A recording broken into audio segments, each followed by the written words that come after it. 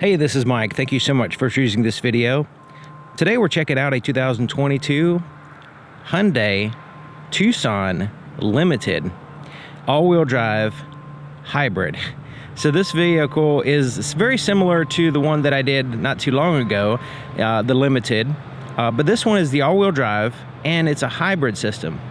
So we're going to go over some of the features there that makes this one different. Just looking at it though, it's basically the same thing. Now this one is in the Arctic white with a gray interior, so it's a different color, but just kind of looking at it, you wouldn't know necessarily to spot this as a hybrid vehicle. It doesn't stand out in it doesn't have some weird styling or anything like that. Basically looks like the same vehicle, except for it's a hybrid.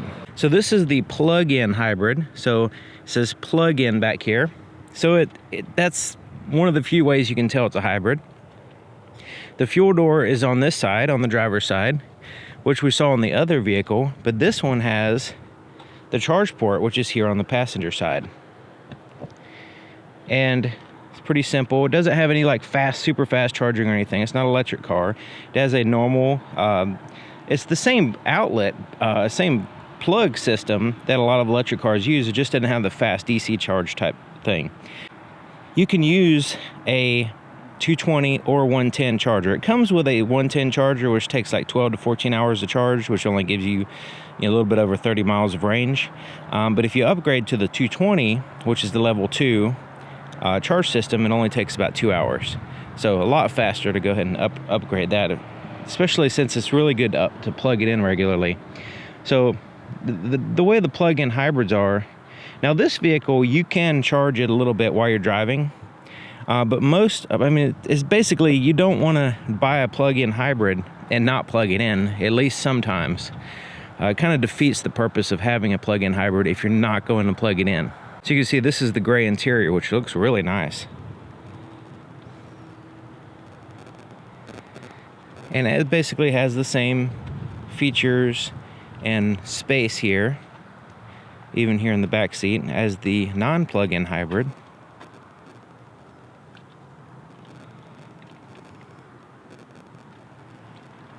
Sometimes hybrids will have a diminished cargo space, but this one, you can see it has plenty of room back here. It does have does not have the spare tire, but it does have the tire inflator kit, which I would personally prefer the spare tire myself.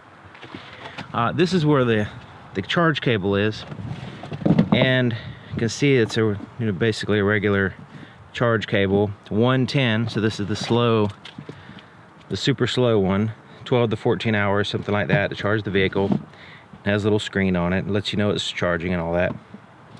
But like I said, it's better to upgrade to the 220. So you notice there's a lot of space taken up by the styrofoam piece. So let's go ahead and take this out. This is where the spare tire would normally be, but in this case, the space is taken up by the 12-volt battery and the hybrid components here. So that's one of the things to consider with this vehicle, is that if you want a spare tire, then you would have to take up some of your cargo space in order to accomplish that. Also, you'll notice that you can't lower the load floor. Typically, the load floor can lower to the lower position instead of the higher position, but in this case, since it has these components here, they go ahead and put this huge styrofoam piece to fill up that space, so you're not able to, of course you're not able to because of the components, but it just kind of limits a little bit of your cargo capacity and eliminates your spare tire. Now the range that you get will depend on the way you drive, but also your drive mode. So Eco is showing 27 miles for electric range. If I go to Sport, the thing about Sport is that it will actually charge the battery, so it'll give me a higher electric range as I'm driving. It'll at very least maintain the charge that you have. So if you don't want to use your electricity, your electric portion, your EV portion, just go ahead and put it in Sport, and it'll hold on to that electric power. There's Smart, which is kind of like a blend between Sport and Eco, but it is going to use your battery quite often. And then Snow would be just for snowy conditions. So Eco, when you have it in Eco, it also changes the view here as well. Now there's a couple different customizable views for your screen, but the main difference is on Sport it shows the tachometer, the RPMs, and then on Eco it gives you a needle that tells you how much power you're consuming and how much power you're regenerating using the braking system and stuff like that. And so if you keep it in that eco zone while you're driving, you're going to use less electricity, less gasoline, and all that. And it's pretty cool that it has a fuel gauge, but also a battery gauge on a hybrid, which it's the plug-in hybrid. So you kind of need to, it's kind of good to have that, but you know, it's like it's not really like an electric vehicle in the same sense that electric vehicles have a totally different qualities, but you can propel the vehicle using electric only. So it's, you know, it's pretty interesting. So this one has the great camera system. You're able to see around the vehicle from the top-down view, the front and rear views. You also have a button here that you can turn it on anytime you want. So really liking that.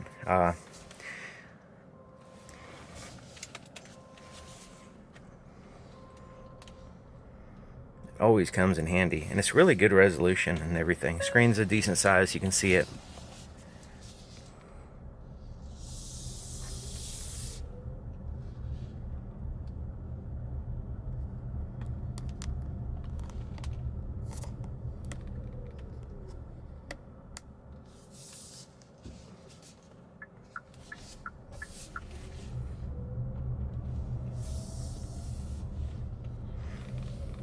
Now if I turn off the climate control and it's running on electric power, it's really quiet.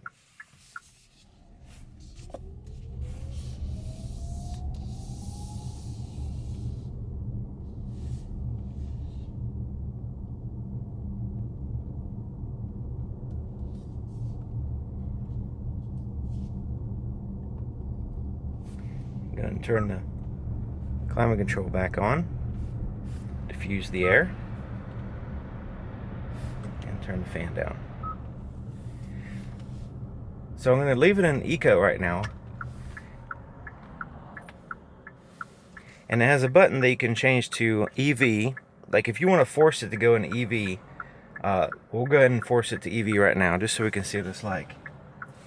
So you can switch between automatic, hybrid mode, or electric vehicle. You can force it into the electric vehicle basically.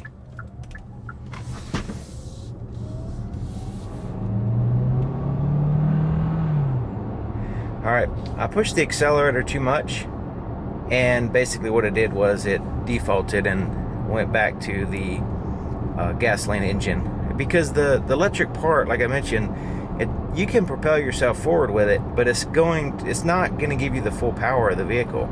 You have to use the gas engine in order to get that. So even if you force it in EV mode, it's not going to have the same effect. But if you drive easy though, then it'll stay in that EV mode and you don't have to use the gas motor as much.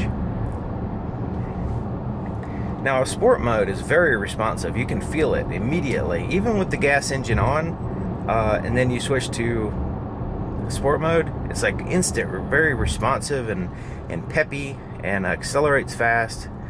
It is really fun to drive in sport mode, and you're saving your electric part. I'll put it in smart now.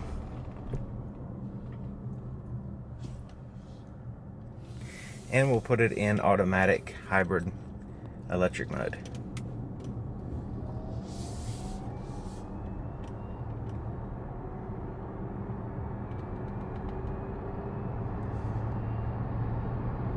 Okay, so that time I went easier and it stayed in EV mode the whole time.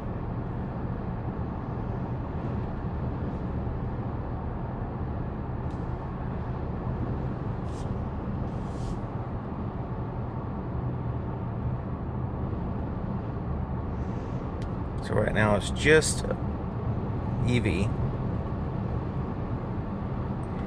Now the cruise control is pretty good. It's able to keep a fairly safe distance between me and the vehicle in front of me. And The lane keep assist works pretty good as well. It's these systems, you know, they depending on it all depends on your surroundings. So lane keep assist, depends on the lines on the road and the visibility and all that stuff, and whether you have the windshield clean. That's another factor, because it is relying on the sensor there that looks through the glass. And the adaptive cruise control, it is right at the verge of being a little bit too close. So even at the furthest distance, it's still, you know, it's still good, but I think they could add like a little bit of extra distance for your furthest distance anyway. And you might notice a little bit of noise, like a little bit of wind noise. This has some wind going on today, a little bit of wind outside, and also the vehicles passing by. You can hear them a little bit. I mean, it's not really a big deal. This is relatively a quiet vehicle. It's comfortable, easy to get in and out of.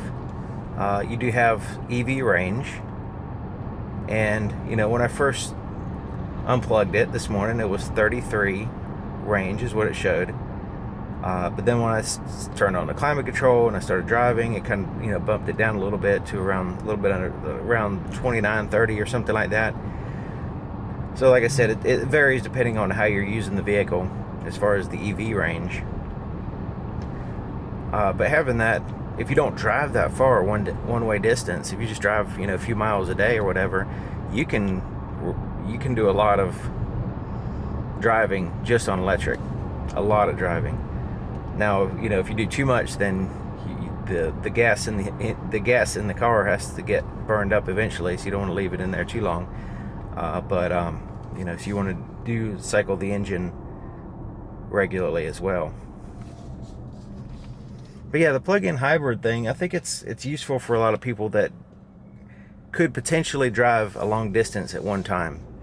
So that way, if you normally drive short distances, but then sometimes you want to drive a far distance, you know, several hundred, 300, 400, 500 miles in one, you know, at one go, and you don't want the hassle of trying to charge a vehicle on the road at a charging station somewhere, then the plug-in hybrid is it's definitely something to look at as a potential, as an alternative to electric car and alternative to a regular gasoline only engine vehicle. Because you get better gas mileage, you do use more electricity at your house. It is, when you plug in these type of vehicles, it's like 3 hair dryers going full blast at the same time for hours while it's charging. It's not cost free when you plug in a vehicle, so you want to keep that in mind.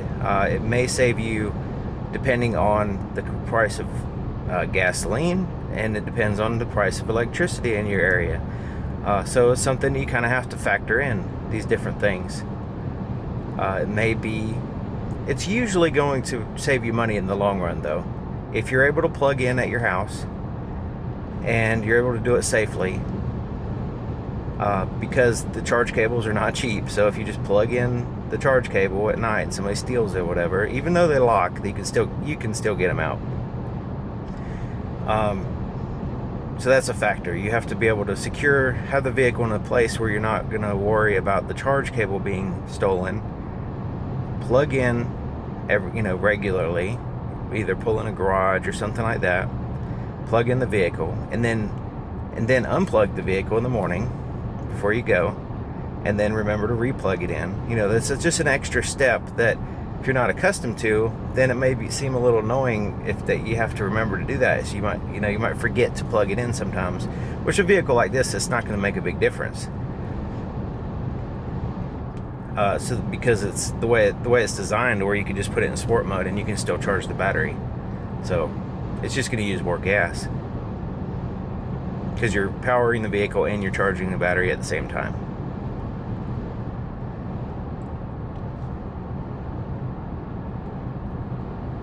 But I can understand why the Tucson has been a popular vehicle in general, just the way it's designed, and the comfort, easy to get in and out of, easy to drive, good visibility, decent fuel economy, stuff like that. And then you add on top of that the all-wheel drive system, which this one has, and the hybrid system, which you can plug in, and it's able to charge itself if need be. Pretty handy. I think it's a good combination. You know, now the price, the prices are another factor. There's so many factors on this type of vehicle to consider: price of electricity, price of fuel, the price of the vehicle, you know, stuff like that. You kind of have to do a little tiny bit more research, a little bit of math to make sure that it's going to be the right vehicle for you. And of course, take it for a test drive. That's like the main thing. You look at it, see if you like the way it looks, take it for a test drive, do the numbers, and it works. And if it works for you, you know, it might save you a little bit of money. Depends on what you're driving now. You might be using tons of fuel on a vehicle, and so this type of vehicle will actually partially pay for itself. It's amazing. Depending on if you drive something that's a gas guzzler right now and you're doing a lot of miles.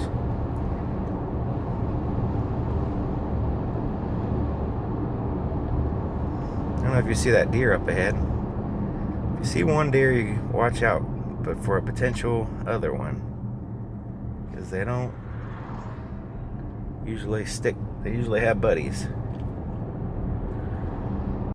I did a night video on the XRT Tucson XRT trim, and it had the reflector LED headlights. This one has the projector LED headlights, but the thing is, it's almost the same thing. It kind of looks the same, where just like the Santa Fe, where the headlights are very patchy on the road. Also, there's most vehicles have a clear cutoff, and then there's a lower portion on the oncoming traffic lane. Now this one has that lower portion really low, just like the Santa Fe and just like the XRT, where it's too much of a blind spot. Even with your high beams on, the high beams aren't enough to fill in that dark area. So although the headlights are good, they're not bad headlights. It's just they have these patchiness to them, and then there's some blind spot areas at times, especially if you're going around curves, to where you know may not see all that great. But you know, they're okay headlights. They're just not great. They're not fantastic headlights. They're okay, and you have a decent brightness for the most part. So you'll be able to see it in different roads, and you know, turning and all that stuff, and oncoming traffic, so that way you get an idea of what it's all about. But it's not a big deal. I just want to mention that I initially thought that the headlights were just a one-off on the Santa Fe, because they kind of were having some issues, and I didn't have the vehicle long enough to do a night video, so I didn't really have the chance to look into it. But then the XRT Tucson, and then this Tucson, which is the limited, basically it's the same type of deal. So it's not just a one-off. It's not like that one particular vehicle had an issue or wasn't adjusted properly. It seems like that's the way the headlights are designed to work. The interior lights has these blue lights here on the door, and of course the backlit buttons, just like any other vehicle would have. The screen looks really nice, both of them. And you have this blue light here in that compartment, which is really good. Cup holders here are dark. The center console here is dark, no lights whatsoever. The glove compartment does have a nice bright light. You can see that blue light over there. There's no light in the floorboard, and the only lights in the back doors are to find the power windows. So kind of a mixed bag in here. I wish the center compartment had a light, and then this area here had a light, the cup holders. But right in there is nice. That nice blue light looks good. So let's look at the camera system here. All right, we can see around the vehicle great. The camera system is good day or night. Now you see there's a lot of grain in the picture, and the reason for that is because it's turning up the brightness to the max, so that way you can see really good around the vehicle. It's not the clearest picture, but it gives you an actual real view of what's around you, so you're not missing anything. When you plug it in overnight and the battery's fully charged, it shows that you have a electric range of 33 miles. You have an energy flow monitor here in the gauges. You also have different information here regarding the range on electric and gasoline that you can cycle through.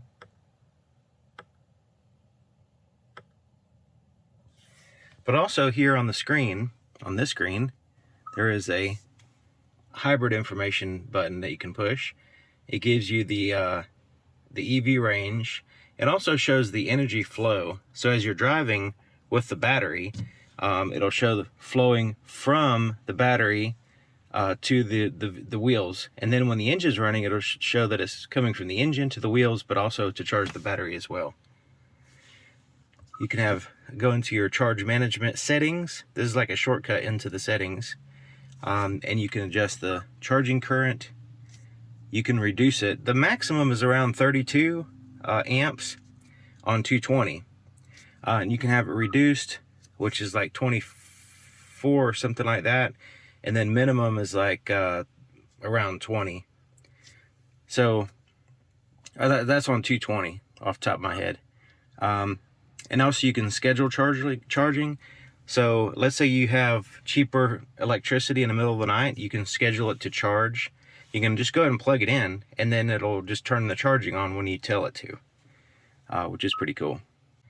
Under the vehicle settings, which is separate from the EV, you can, where it says charging connector, while it'll actually lock the charger into the vehicle, I mean, it's not super duper secure, but on this vehicle, it feels pretty solid, but still, it can be removed. So you want to keep that in mind if somebody actually wants to break it and steal it. But you can have it always, where it's always, as long as the vehicle's locked, it'll lock it in there. You can have it lock while it's charging, and then when it's finished charging, it's just sitting there and you can just unplug it and put it away quickly.